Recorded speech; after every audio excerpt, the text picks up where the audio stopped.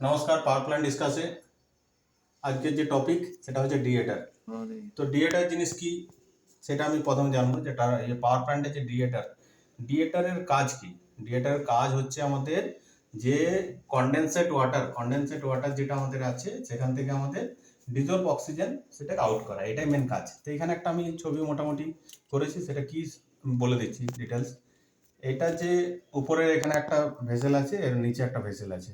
এটার যে আছে এই ট্যাঙ্ক সেটা হচ্ছে ডিএটার, এবং নিচে যেটা আছে এটা ডিএটার স্টোরেজ ট্যাঙ্ক। তো ডিএটারে আমাদের যে দেওয়া আছে, যে দুটো সোর্স আমাদের দেওয়া আছে, সেটা হচ্ছে একটা হচ্ছে ওয়াটার যেটা আসে আমাদের ডিএম ওয়াটার থেকে, আর সেকেন্ড হচ্ছে আমাদের আরেকটা আসে কন্ডেনসেট ওয়াটার মানে আমাদের যেটা সিপি থ্রু আসছে, সিপি আউটলেট। তো এইখানে প্রথমে আসার পরে এখানে একটা হেডার করা আছে, হেডারের মাধ্যমে আমাদের হেডার চার্জ হয়, জল এখানে আসে, জল আসার পরে তারপরে এখানে ছোট ছোট নোজেল দেওয়া থাকে। নোজেলের মাধ্যমে জলটাকে আমরা কি করি, ডিস্ট্রিবিউট কোথায় করা হচ্ছে, এই যে ছোট ছোট এখানে যে দেওয়া আছে সেটা হচ্ছে এখানে পারফোরেটেড ট্রে দেওয়া থাকে। ট্রের মাধ্যমে জলটাকে যে পাস করানো হয়। তো পাস করানোতে কি, যে ইউনিফর্মলি সব জায়গাতে যাতে জলটা যায় সেটার জন্য আমাদের করানো হয়, স্পেসটা যেন বাড়ে জলের।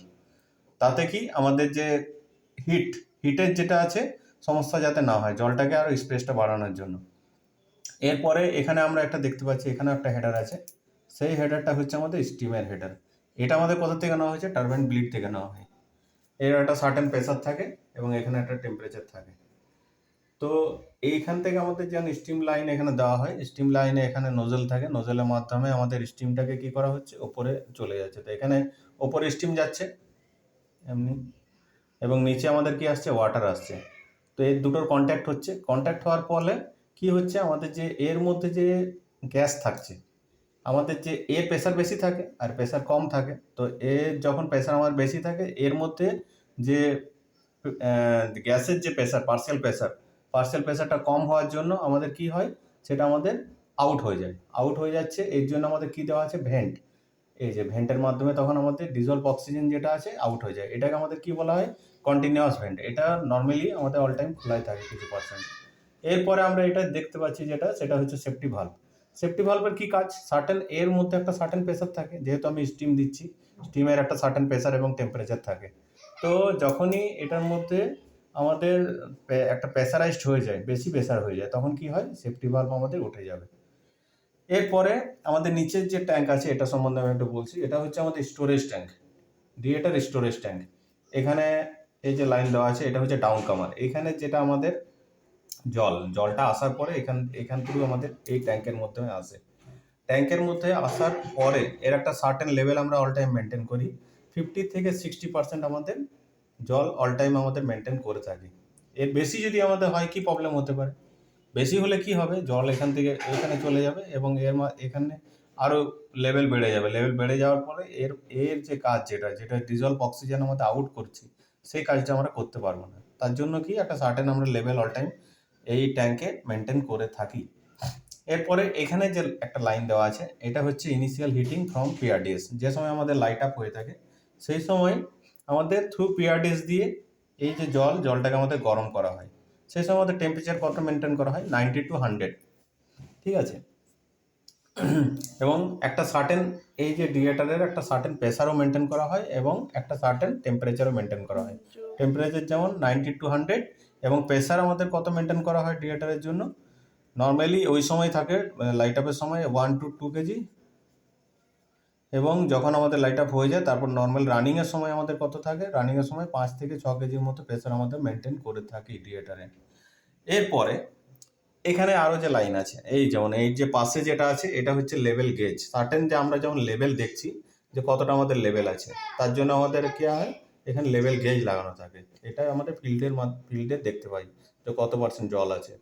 এবং আমাদের যে সিসিআর এ ডিসিএস সিস্টেমের জন্য এখানে লেভেল সুইচও লাগানো থাকে। এরপরে এখানে যে দুটো লাইন আছে, এটা হচ্ছে আরসি লাইন ফ্রম বিএফপি। যে বিএফপির যখন সাকশন নেওয়া হয়ে গেল, সাকশন নেওয়ার পরে ও যখন ডিসচার্জের ইয়েতে আমাদের, বা আরসিও কিছু থাকে, রিসার্কুলেশন